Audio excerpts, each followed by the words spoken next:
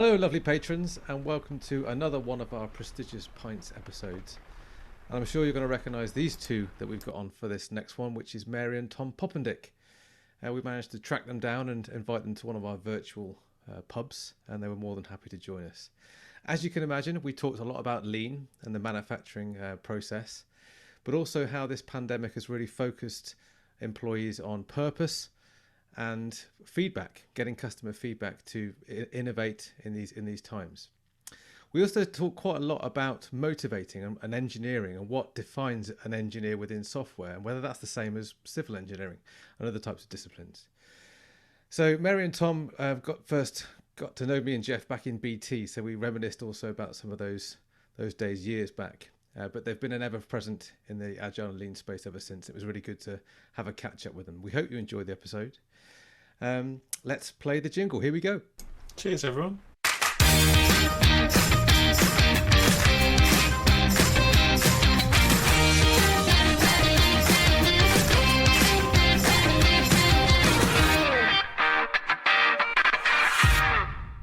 Welcome, everybody. As part of our Prestigious Pints series that we're calling it, Paul and I are hooking up with some of our Agile heroes for a quick drink and a chat, as socially distanced as you can get between the UK and Minnesota in America. We've got Mary and Tom Poppendieck with us today. Hey, Mary and Tom. Hey. Hello. Hi, Mary. Hi, Tom. Good to see you. Last time I saw you, Mary, was in Dublin, I think. Okay. At the What, Agile 2-3 years ago, maybe? Not that long ago. May well have been. No, because Grayson had just been born. My youngest had been just over 2 years ago. Yeah, two years ago. Yeah. As I said, 2 years, 3, something like that. Yeah, that was one of the more recent places that we've been. And I don't actually remember meeting you there, but there were a lot of people. That's quite understandable. What event was that, Geoff? What was going on then? That was Ali, as they call the conference. Oh, yes. So we were both speaking at that conference. Yeah, that's probably the last actual face-to-face conference that I went to. Mm-hmm. But yeah, so how are things with you two? Well, just fine. We have been here for a year, enjoying learning how to cook and maybe a few talks online, and haven't traveled. Haven't even shopped in stores or gotten haircuts or anything like that. But it's quite an interesting change of pace. I can imagine, because you've had travel has been massive for you. Oh yeah, and I had last summer and fall we had a full schedule starting in August until the end of October, and it capped off by being in London on the second last week of October, and then we were going to fly home. Well, none of that happened, but there you go. And you haven't even been able to get out on your bikes, I presume. Well, we don't bike ride, but we've been out walking a lot, virtually every day, unless the temperature is in the single digits Fahrenheit, which was 10 days this winter. Other than that, we walk for about 2 kilometers a day. Okay. And have you managed to, we were talking about this a while ago, we've been doing a lot more walking than we ever did. And finding out bits of our local area that we never knew existed. Exactly. Yep. I can remember watching all the flowers come up last spring, and now they're starting to do it again. That was going to be my question for you, Mary and Tom. Is there anything good? I know we've talked a lot about the bad things that have come out of this pandemic, but has anything good come out of this for you? I think a lot of illusions that people have been dissipated. The illusion that presence was central to getting things done. Mm-hmm. That the ability to influence what matters required constant in-person oversight. Yeah. And that's pretty well not viable anymore. Yeah. I've also been extraordinarily impressed at, especially right in the first, say, 2 months of the pandemic, how fast everybody pivoted to online. You didn't ask questions, you didn't form teams, you just took a group of people and threw them at a problem and said, when people can drive up and pick up their groceries in the back of their car, let us, we'll put it online. And it took 2 weeks or something like that. Our granddaughter started first grade in the elementary school in the fall. And she really enjoys her class and her teacher. Yes, she isn't able to interact the same, but she does quite a bit of playing with close friends online where they play games together and stuff. And she teaches her dad how to use Zoom, and she's like 7. I was going to say, she can teach us a few things, I expect. Yeah. Oh, yeah. She was 6 and she became a Zoom expert because that's last spring when she started going to school by finishing up kindergarten in Zoom. And then she started full scale, full day school by Zoom. And she'll be there throughout this year and then go to regular school next fall. Even her 3-year-old brother is fairly skilled at Zoom. Oh, yeah. We saw them the last week of February, the little ones. And he was 2.5 at the time. And he was riding a balance bike before he was 3, zooming around the neighborhood on their daily bike ride. They did bike ride. Nice. And very fast. I can remember teaching him how to use a screen on his tablet because he had to understand that what he saw is what we saw. And if you want to teach a 2-year-old how to aim a screen, that's actually quite a sophisticated talent. And so we had to explain to him a few times that if he could look at what he could see on the screen, that's what we could see. And all of a sudden, bingo, he figured it out. He was probably just over 3 when that happened. Yeah. And now if he accidentally bumps the screen off, he knows where the right button is, turn it back on again. And he chases around the house with it and takes us up to his bedroom and closes the door so his sister doesn't have to be involved in the talk. Do you find it easier to teach 3-year-olds than you do to teach senior managers? Yes. I was teaching my granddaughter yesterday how to measure grams into her bread machine. And, we got to the salt and it was supposed to be 7 grams and she put in 9. And I said, no, take those extra 2 out. You don't want extra salt. Then she put in butter and it was supposed to be 35 grams and she put in 37. And she started going to take 2 grams of butter out. No, don't worry about 2 grams. What I didn't explain was why it mattered with the salt, but it didn't matter with the butter. But she was definitely measuring in grams because they find that a whole lot easier than to use any kind of measuring cup or anything like that. Yeah. And I like the grams because then I can use milliliters and tell her how much liquid. I think that's a instance of an answer to your earlier question, Paul, of what good has happened. And I think it's helped us understand what really matters. Yeah, I think you're right. While 2 grams of salt may matter, 2 grams of butter don't. And that's as true of a lot of stuff in our daily lives. Doing what you're told doesn't really matter. Figuring out how to solve a meaningful, important problem does. Figuring out what the problem is what really matters, not arbitrary measures of productivity or any of the rest of that. Yeah. And I think you're right, Tom. I think it's those companies, certainly during this pandemic that Geoff and I have both talked about before, is that companies that have really grasped this, that they've pivoted, like you said, Mary, that they've just seen this, okay, we have to act, we have to do something, and let's not try and overanalyze this. Let's try a few things out and see what sticks and see what happens, and let people get on with it. Let clever people get on with it. I think you're absolutely right. And they also threw together whole complete teams at whole complete problems and said, when people are driving up and picking up their groceries, your team is going to know it's done well. Here's some feedback where you can get from people. And that could not have been a software team. Yeah, they needed to upgrade their website, but they also needed to have the inventory match between the store and the website. They needed to have people hired in order to handle the stuff. They needed all kinds of logistics changes in order to do this. And yet, virtually every retail outlet around me was doing what we call curbside pickup in approximately 3 weeks. Really? And some of them took 5, and that's it.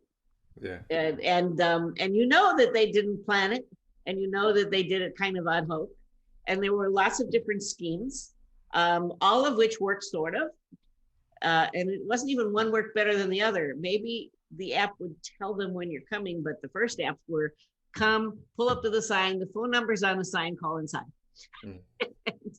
and all of the various things happened really fast. We did a talk at University of Wisconsin. It was a remote talk, and the CIO got up in the beginning. It was maybe a month, 6 weeks into the pandemic, and she did a laundry list of what all of the folks involved in IT and software had to do to get everybody in the university at home and learning inside of 3 days. And I mean, just think about it. But they were the ones that were behind the scenes actually doing everything. There were professors who had never taught online before. There were students without internet access. And it was just one problem after another. And they would just jump on them, one problem after another, until, yes, they actually moved everybody online and more or less working inside of 3 days. But that's not just that university. That's every university, every high school, every elementary school, pretty much everywhere did the same thing. Yeah, it's amazing. Necessity is the mother of invention, isn't it? They say, and I think that's, you know, when you get faced with something that big, that challenging. So what lessons we should have learned is that we can do stuff really well and really rapidly when we take a problem, put together the right kind of a team, throw them at the problem. They can tell when they're making progress. They can tell when it's working well. They don't need a whole lot of anything except here's the people you're trying to serve. Here's, you know, figure out when they're happy, come up with creative ideas to make it work, and just go. But those are not tech teams. Those are whole teams. And I think that you didn't actually see tech teams go after emergency problems. No. 25 years ago, that would have taken 3 to 5 years. Yeah. 3 to 5 weeks. It's crazy, isn't it? Yeah, it's a similar thing with the vaccines, isn't it? What's the numbers get thrown around is that what would have taken 10 years got done in 10 months. Yeah. When the right, and when you disregard kind of global politics, and when there is that kind of global challenge, putting the right people, giving them the right amount of money, giving them the right problem, it's amazing what can be resolved and can be worked on. Yeah. When everything else just gets out of the way, when all those other impediments are just removed. Will this learning stick, though? Will we as humanity actually keep the lessons we've learned from this? There will be a bunch of people who will not forget. And they'll start up new companies and stuff like that. Will it stick in the existing corporations and governments? Who knows? Only the survivors. Yeah. Have you seen another shift or another change as big as this in your career? I would say, I think the arrival of the internet, the arrival of the iPhone. Yeah. I mean, we went in 2005 to 2010 from no cloud, no mobile, to pretty much locked in cloud and mobile. Yeah. Now, yes, it took 5 years, but boy, was that a dramatic change. Yeah. In technology and in the way that people used it. How did that affect your work? That kind of change? Well, we had been traveling and giving talks in Europe before then, but it was infinitely easier after we could bring a mobile phone and not worry about and have access to stuff in the cloud, just infinitely easier. Yeah. And the fact that there is a Google where you can sit down and search is such a dramatic change from the late 1990s when you couldn't. Yeah. And you had to buy books and you had to go to the library and you were very limited in what you could figure out. But Google was there when I wrote my first book, and just barely. Yeah. And I could do amazing amounts of, first source research just by going to Google and asking questions. Just amazing amount of information that had never ever been easy to get before. It's just the fact that everything's right there and you can find the answers was a really big change. As long as we're disciplined enough to actually fact check the answers that we find, right? Well, I was writing the first book, and I wanted every single source I used to be first source. Absolutely. Not somebody says, but if somebody says and I liked it, I would go back sometimes 2 or 3 layers to get to the first source to see what was really said. And I could not have done that 5 years earlier. It would not have been a concept. No. I think the impact of that is important and a deeper one. Throughout most of our education, it's been about answers. Mm-hmm. You go to school to learn answers. Yeah. Today, with the internet, with search, answers are cheap. It's the questions that are hard. And learning to ask good questions is really the essence that computers haven't made any easier. Artificial intelligence doesn't do it. Yeah. You still have to question the bias that's built into the training data sets that seems to be unavoidable. So asking the right questions is the key thing. And there are lots and lots of people. Getting answers to any problem today is pretty easy as soon as you really, really understand the problem, as soon as you really have the questions that need answers. And that's, I think, become much more obvious in the last 20, 30 years than it was before that. I think also that gives, and Geoff, we've spoken about this on a previous podcast not long back, but I think because there are the richness of that information, the internet, and because you can, the phrase to Google anything, you can Google anything, but I think we've got a bit impatient. If we're given a tough question, we almost expect, well, there must be an answer to this. Because there are so many answers, there must be an answer. Somebody must have answered this difficult question already. Do you get that a lot in your work? People expecting you, somebody must know. I think there are 2 kinds of questions. One to which the answer to that is obvious. If I have some sort of crash in my computer, I assume that I'm not the only one. And I go onto Google to say somebody must have had the same crash, and there's probably a solution. And I'm right 90%, 95% of the time, okay? But there are other questions to which, there's clearly no answer, because it's a kind of question that's much deeper than laying out here's a crash, what caused it. It's how do you create an empowered team?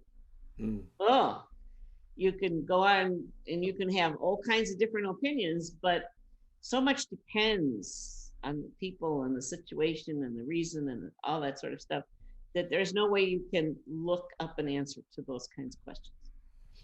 So in those situations then, would it be asking a better question? Yeah. And that's really what teams have to be able to do, is discover the questions that they need to answer. What's a good way to help people, in your experience, what's a good way to help people find the right questions to ask? I think the concept of, you think about creating products, all right, which is the way I like to think about what software does. It creates products that people use. Or if you want to call it a service, we'll call that a product too.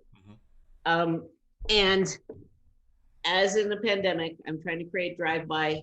I'm trying to create the way that people who don't want to go into stores can shop in my place, pay, and pick it up without any kind of contact.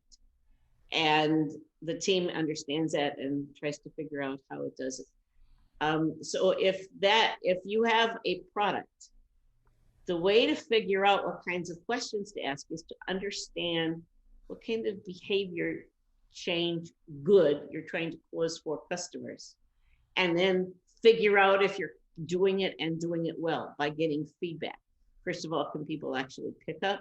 Can they make a telephone call, or is it a dead spot in the parking lot where there's no mobile signal? That happened once to me.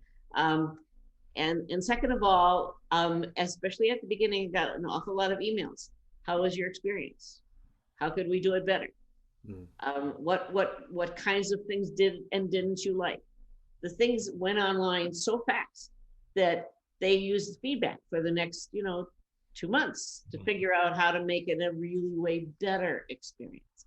And I think this concept of thinking about what you do as you do it for a purpose, you create a product so people can do something useful. And then you make sure that the people not only can do something useful, but they don't have any problems with it. Or actually you find an even better solution for the kinds of problems that they're trying to solve. So if you truly understand what they're trying to solve, I'm trying to get food in my house without getting close to anybody who might transmit a disease. There are lots of ways to do that, okay?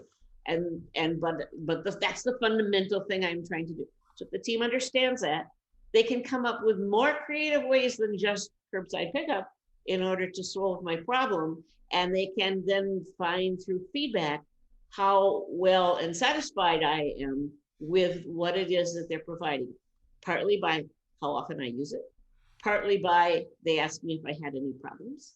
And it's that constant feedback from the folks that have a problem you're trying to solve, and learning from that feedback whether or not what you're doing could be done better, could accomplish the purpose that you know you're heading for better.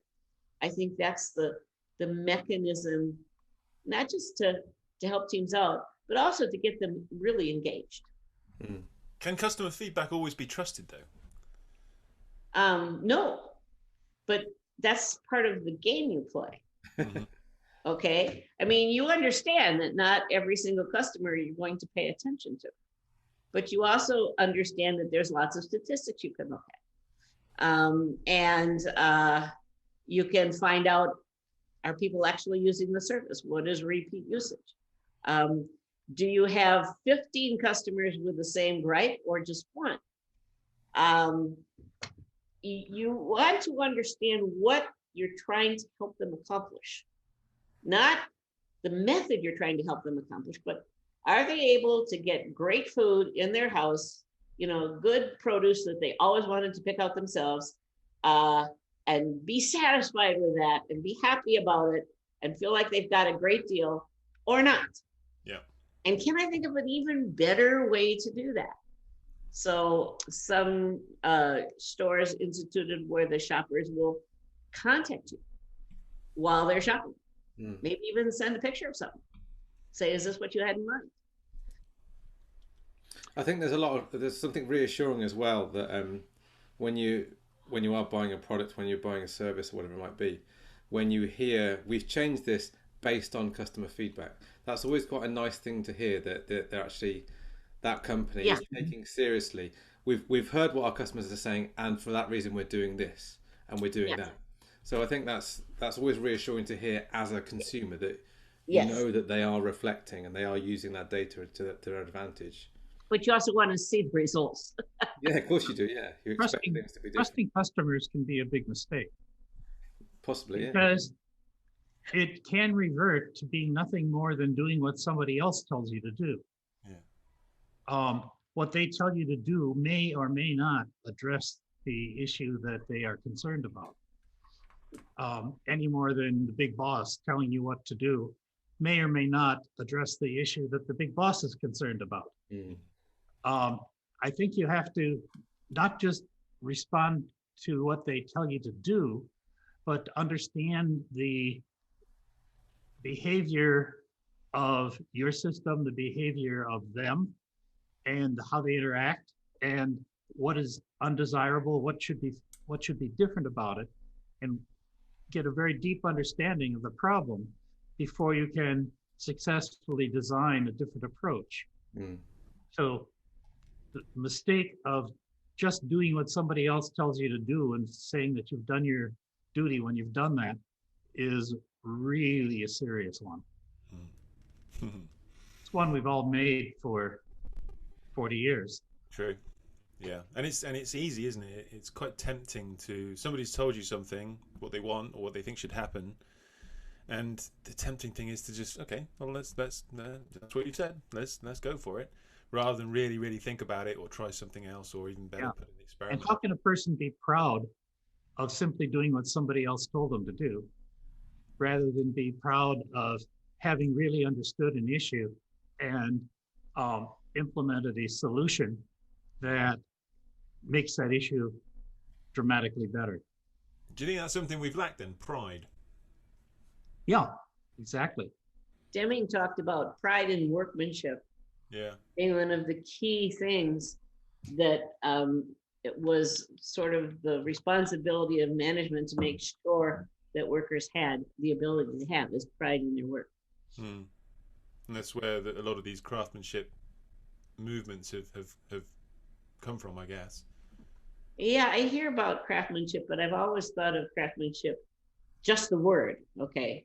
And since you speak English, so you'll probably get that, even though it's slightly different English. But craftsmanship tends to mean doing what I want to do, whereas products are doing what people need. And so I would look for, I like the word engineering better than craft, let's put it that way.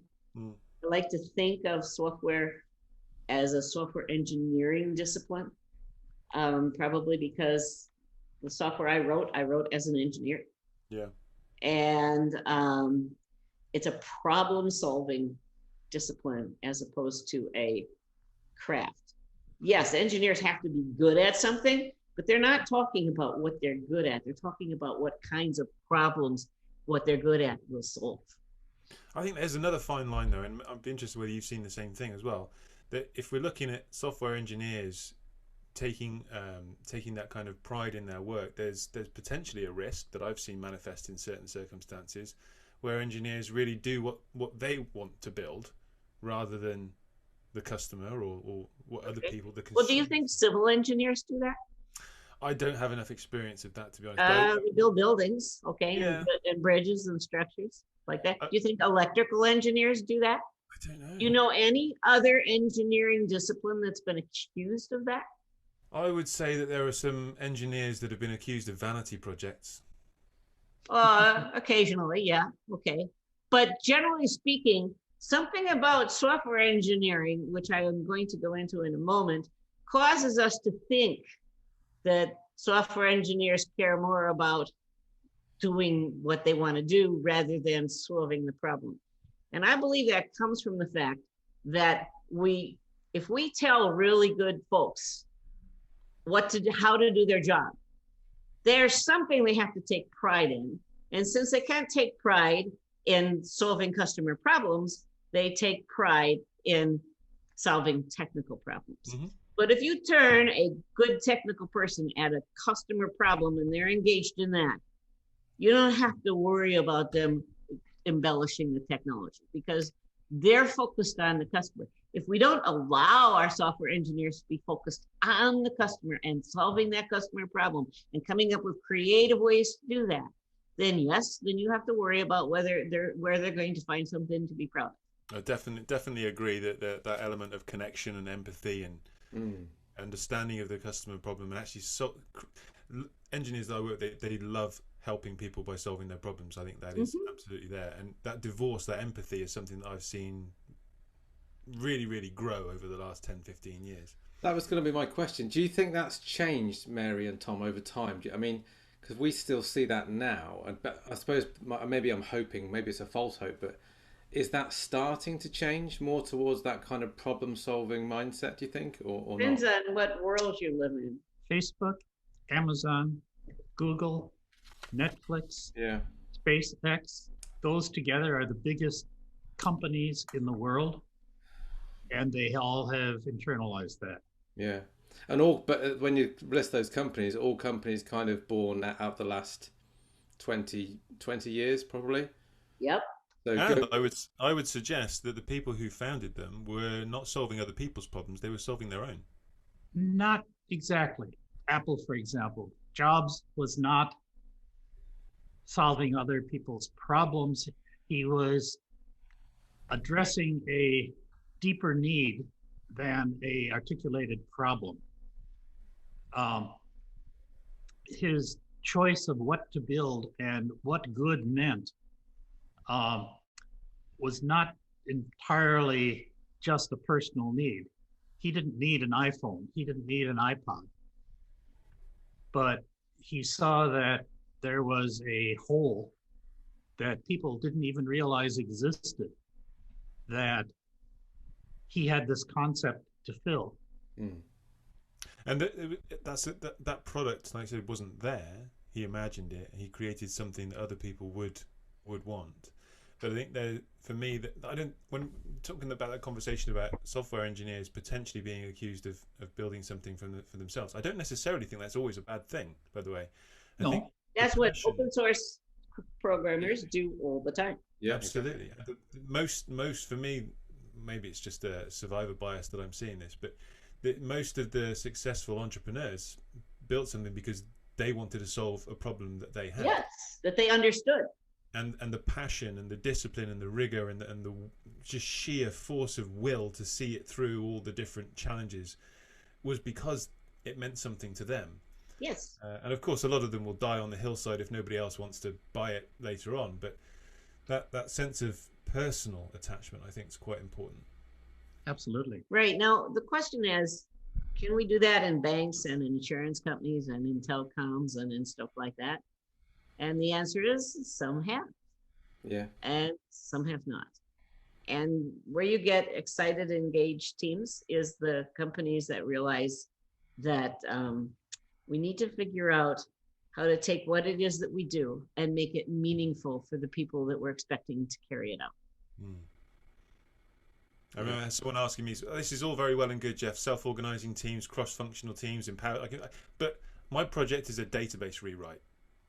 How do you get a team? How do you get a team to really get enthused and energized? Why? The question is, why are we rewriting the data? Yeah. I mean, really, why? Right? It's because it's annoying and it's slow and it's painful and it's dying and we're on. Yeah, but what kind of database is it? Who is using it? What good is it doing? Yeah. Those are questions that should be at the fingertips of the people that are rewriting the database. Because one thing you know for sure is that everything in the old system does not want to get to the new system, because most, good half of it or more is probably obsolete.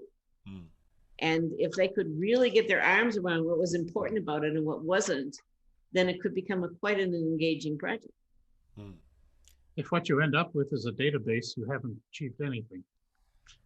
If what you end up with is a collection of microservices that can evolve smoothly and continuously to solve more and more meaningful problems, then you've achieved something.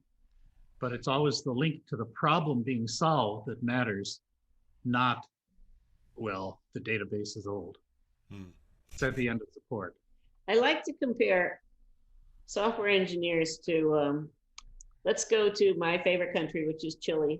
It's not my favorite country, but for this case it is. I'd love to go to Chile. And let's go to Santiago, and they have an earthquake, okay? And there are scattered throughout Santiago, because they have earthquakes, a bunch of structural engineering firms with varying levels of structural engineers, some junior, some senior, okay? And now what has to happen is that every single building in the city needs to be inspected by structural engineers. And every building owner has to make a contract with a structural engineering firm.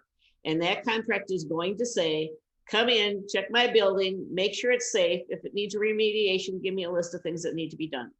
Period. That's the end of the contract. Okay, bang. And then you have a firm whose reputation you trust, who you assume, because you trust their reputation, has competent engineers, and you let them in, and you don't tell them when they're done or how much you're going to spend. You say when the building's safe, or when you've told me what I need to do to make it safe, That's what our contract is for, and that's what I'm going to pay you for.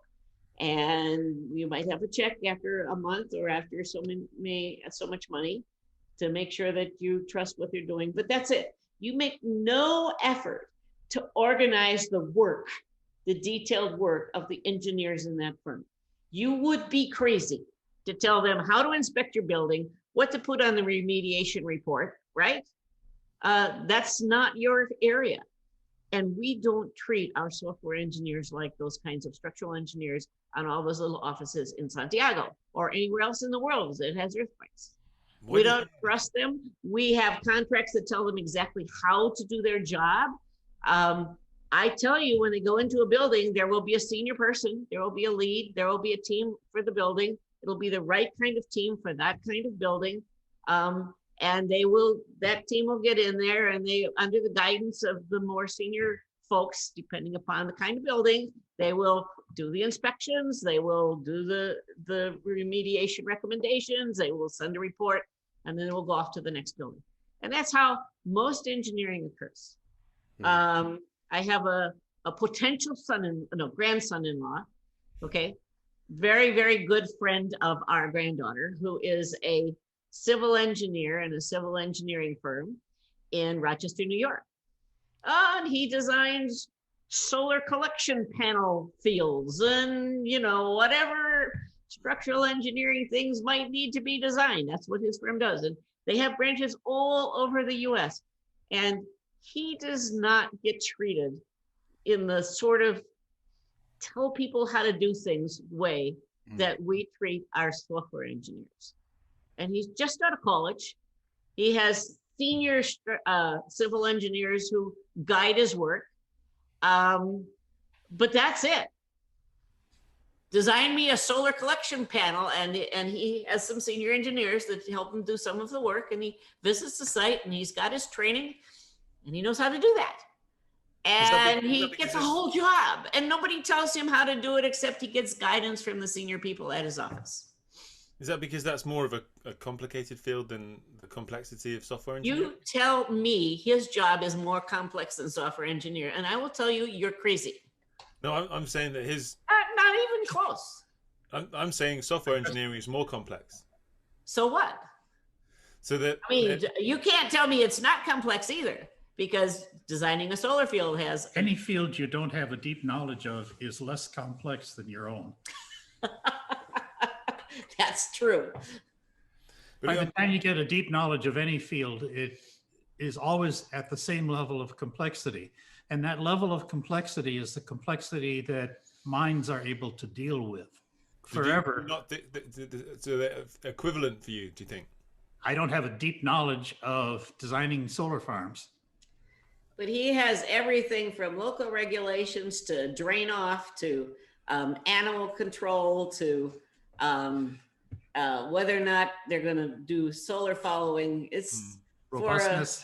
There's a huge amount of complexity in most engineering tests. I'm hypothesizing why there is a difference in how different engineers are treated. I'm wondering because we don't treat software engineers like engineers. Because why is that? Started out as automating simple mechanical tasks in big companies, the only ones that could afford computers, that were directed by people that had no idea what was going on. And so they devised management techniques that were totally inappropriate for managing software.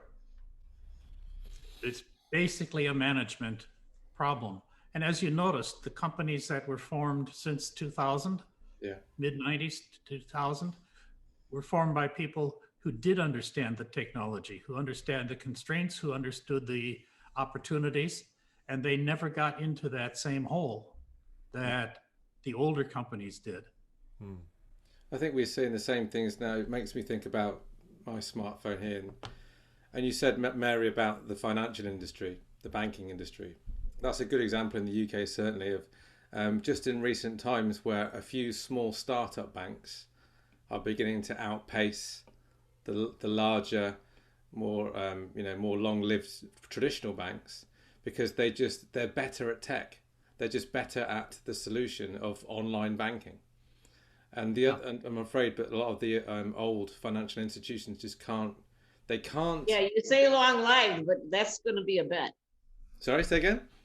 You call them long-lived, but who knows how Yeah, much well, longer that's they're it. And gonna they can't keep up with these small startup banks that might not have the banking pedigree, but they've got the tech part sorted a lot better, certainly. Yes. But historically, when I was a young child, I brought a book with a pencil to the bank, and they wrote in pencil in my book or pen or something like that how much money I brought in, and all of the records were kept on paper. Mm. And then those records became automated electronically, and that became more and more sophisticated. But nobody thought of that as engineering. No. I think the problem is that the software as a programming discipline in IT departments, not in engineering departments, was under the leadership of people who didn't understand it as an engineering discipline and didn't treat it as anything other than a cost center. And all you need to do in a cost center is make stuff cheaper. We were not in our engineering department a cost center. Our job was to make control for processes more and more sophisticated so we could make better product faster. Mary, do you think when you said that, you said about so there's those managers, those leaders who have they understand engineering and that mindset.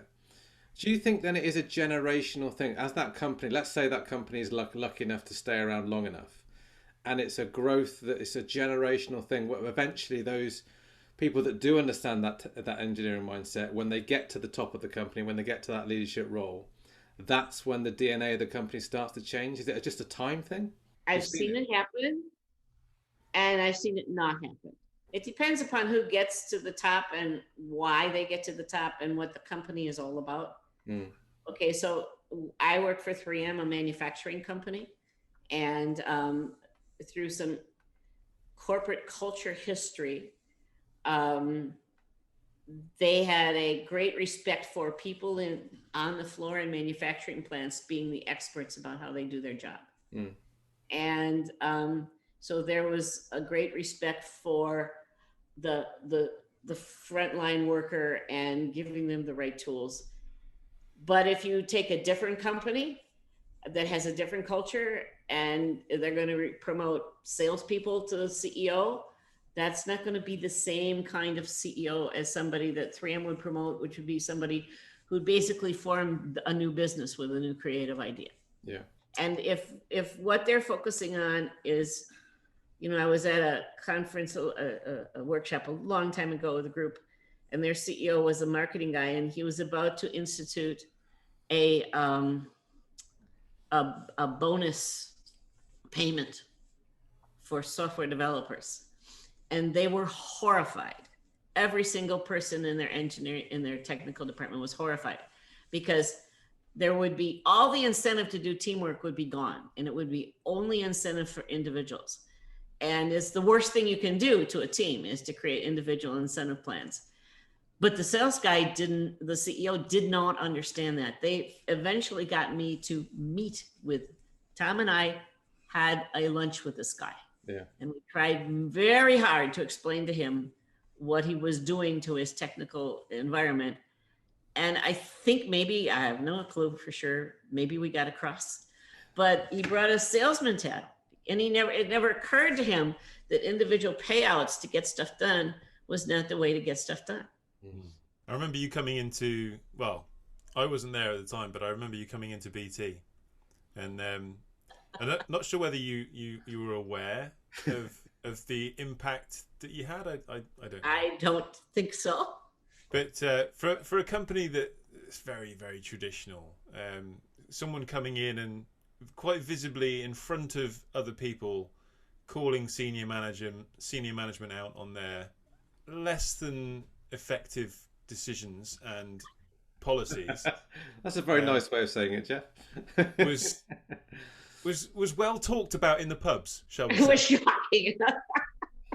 But that's what they needed to hear, wasn't it, Geoff? It was very much that kind of yeah, we might have been banging this about the same message for years, but until someone else says it, someone from outside the company, Mary comes in and says that, it's all of a sudden heads started to turn. That's Presumably, you've had a mixture of reactions, I imagine, over the years. Good stories to tell. Yes, but they come later on. We were at Ocado, the grocery company. Maybe the same time we were in Dublin, or maybe 1 year earlier. I can't remember, but I guess it was 1 year earlier. And they had, I guess it was the same time, but it was a couple-ish years ago, and they had just got a great big contract for building a warehouse in the US. Mm-hmm.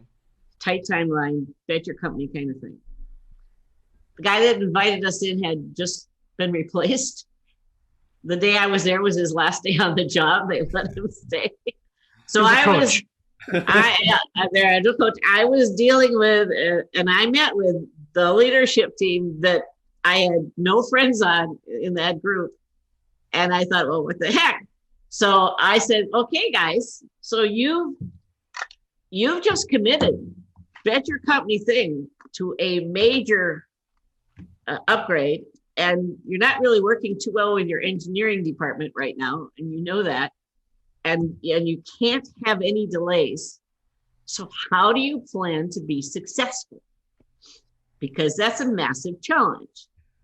And they looked at me, and you could see that they knew I was right, and they didn't have an answer. So they said, well, what do you think we should do? Hey, that's what I'm there to tell them. So I said, so when you do software with engineering, the strategy almost always that successful companies take is called sync and stabilize. And what that means, and I don't think I spent more than 5 minutes explaining it to them, is that you have actual tests of whatever you have, the hardware and software, running now, like every 30 days. If you've got a 1 year project, you have to do this every 30 days. And you schedule the next one, and you say, 1 month from now, we're going to run this experiment. It's going to be a hardware, software, combined, synchronized. Everything you've got done so far has to be synced, tested, and then stabilized. And you keep doing that every month.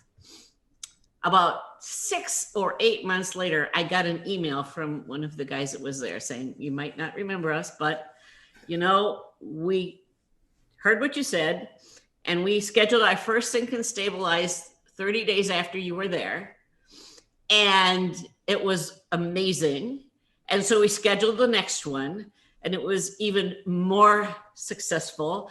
And we've been doing it ever since. We think we're going to make our deadline, and we will never look back to any other approach.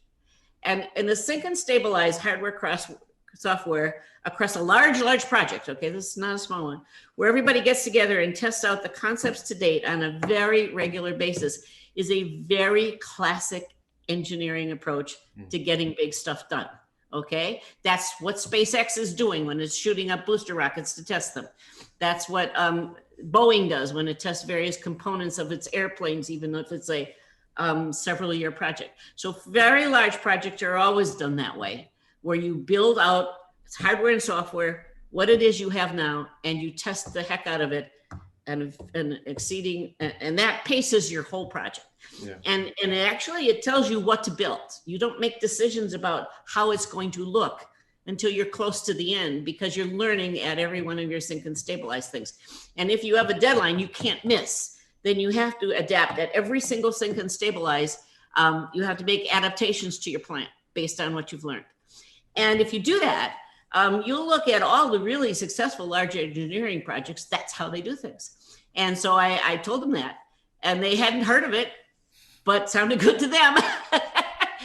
And now this was the software part, and they were not part of the engineering part, which really gave me heartburn, because the software people and the hardware people were not in the same organization, even close. Yeah. But they had to get together every single month, and they had to prove what they could and couldn't do together and solve their problem. And there's a question that I wanted to ask you. what would you say is the biggest misunderstanding that you've seen and is still there with regards to lean thinking, lean manufacturing, lean engineering, lean software development, whatever it is? Oh, that it's about efficiency. Yeah. It's not about efficiency. Lean is about customer focus, respect for people, including workers and customers, and it's about flow. Mm-hmm. And those are the only things. And when people come up with lean means we have fewer people, lean means we get stuff done faster, that's not the game. The game is flow, not stuff faster. The game is customer focus, not earn more money. The game is respect for workers, so don't waste their time. And those three things applied to lots of different environments is what I think of as lean. And pretty much that's it. But way too many people are trying to say, how can we get fewer employees? How can we get stuff done faster? How can we pay less money? That's not what it's about. Lean has been a spectacular failure. Anytime somebody tries to copy lean practices, do what worked for somebody else who were thought of as lean, and they copy the practice, it has usually failed. Because practices are not what you copy. Mm-hmm. What you copy is thinking. How do you think about things?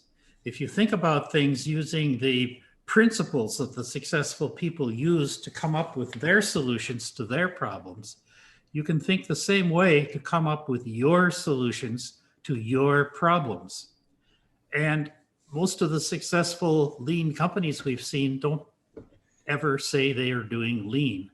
They're not doing the Toyota way. If they are manufacturing trucks, they're doing the Scania way. Yeah. They're not doing the Toyota way. If they're doing HP printers, they're doing the HP way. Mm. Everybody who's been successful with implementing lean has figured out how to apply this style of thinking to their own problem in their own current context. That word current is important because context continually changes. So the biggest failure in lean is doing lean. So the biggest failure of lean is doing lean. Was that the quote? What the heck?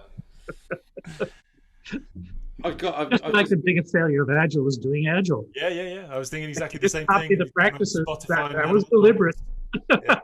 If you just copy the practices, you're not going to get the benefits.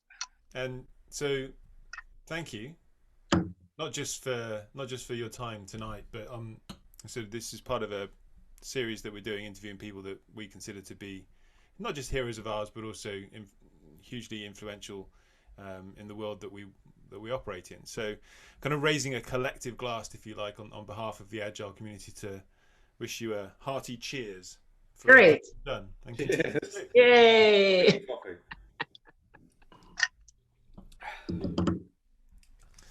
Yeah, thank you for that. Thank you. It's been fun. As much fun as we get to have these days. Exactly. Yeah. Fun is a relative term, I find, these days. Yes. It's always the hallway conversations that are the best part of any conference. Yeah. Or any class, for that matter. Yeah, very true. Very true. I'm sure you say hallway, I say pub. Yeah. Same group. Definitely. But yeah, it was a privilege to have you here, and great to have a chat. Thank you very much for your time. Enjoy. Thank you very much. Thank you.